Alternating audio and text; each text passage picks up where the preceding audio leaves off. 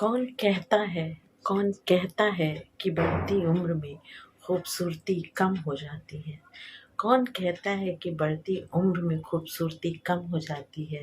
नहीं साहब, ये चेहरे से उतर कर दिल में समा जाती है। हाय, हेलो, हाउ आर यू? फिर से नहीं पूछूंगी, क्योंकि अगर मैंने किसी दिन ये पूछ लिया तो मेरे मन के कोने में कहीं ये होगा कि आप अच्छे नहीं हैं, और मैं इस ख्याल को आने नहीं देना चाहती। काफ़ी समय हो गया हम दोनों को इंटरेक्ट करते हुए, और आज यूं ही मेरे मन में ख्याल आया कि एज क्या है। तो कहीं से ये आवाज़ भी आई, एज जस्ट अ नंबर। जी, डेफिनेटली एज सिर्फ एक नंबर है।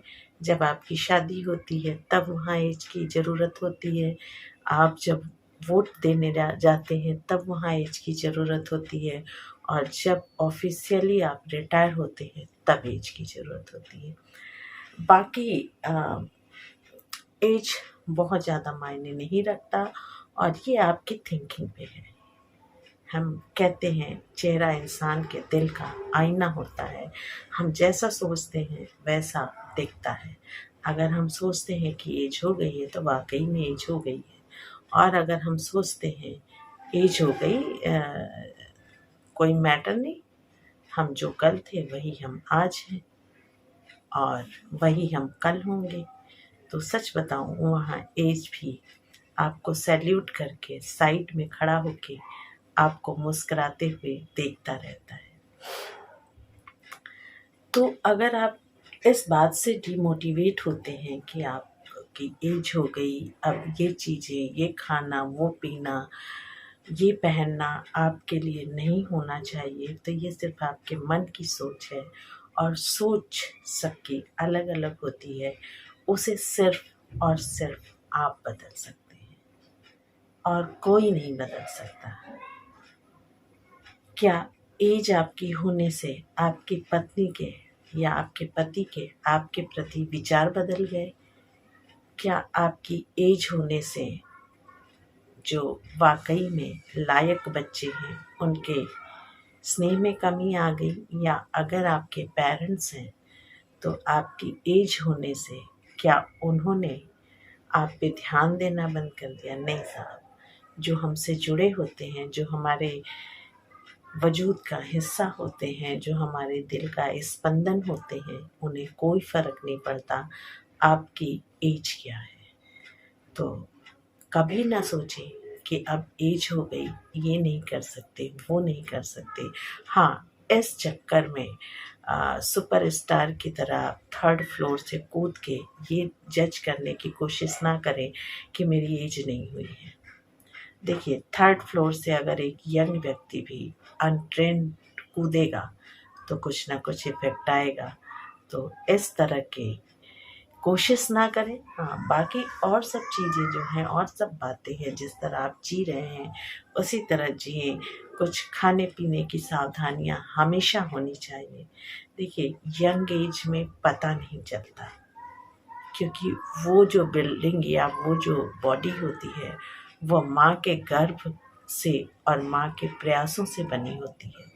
तो किसी भी बनी हुई चीज़ को डैमेज होने में टाइम लगता है, लेकिन अगर आपने यंग एज में अपना ख्याल नहीं रखा, डाइट का ख्याल नहीं रखा, डिसिप्लिन नहीं फॉलो किया, तो एक एज के बाद उसका खामियाजा भुगतना पड़ेगा।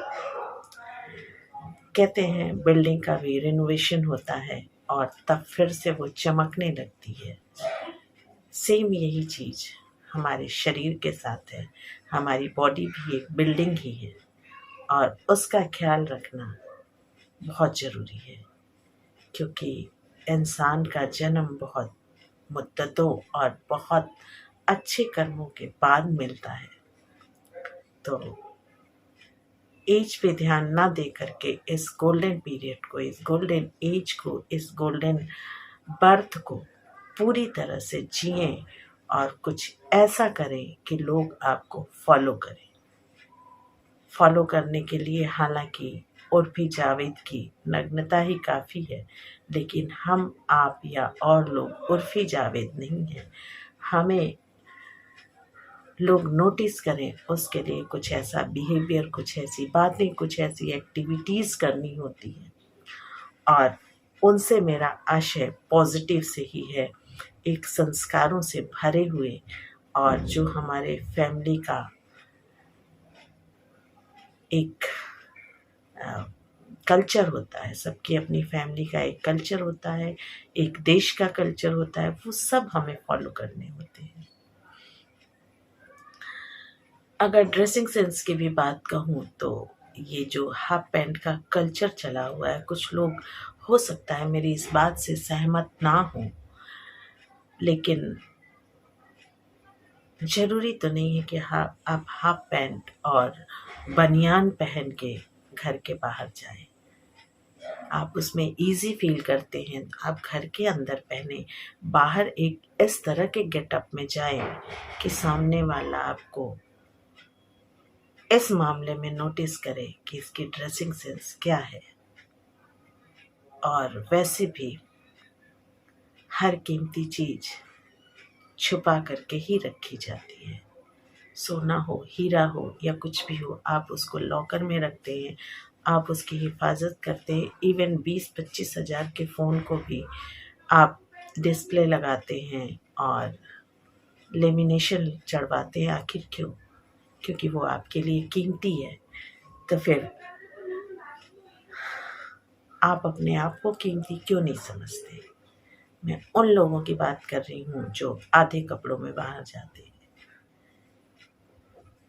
महंगे से महंगा तोहफा जब एक खूबसूरत पेपर में रैप करके दिया जाता है तो क्यूरियोसिटी और खूबसूरती दोनों बढ़ जाती है।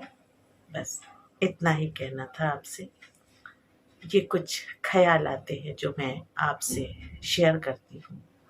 मुझे अच्छा लगता है मेरे थॉट्स शेयर करना, और ये मैं आपसे यूं ही शेयर करती रहूँगी। बस आपका सपोर्ट मुझे चाहिए, और वो मुझे मिल भी रहा है। उसके लिए मैं आप सबका तहे दिल से शुक्रिया करती हूँ, और इसी तरह से थॉट्स मैं आपसे शेयर करती रहूँगी। इस बात का मैं पूरा प्रॉमिस करती हूँ। तो मुस्कुराते रहें।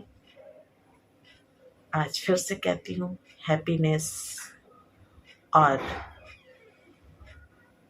हेल्दी लाइफ के लिए स्माइल से बढ़ के कोई दूसरी की नहीं है, और स्माइल पे ना कोई GST है, ना इनकम टैक्स है।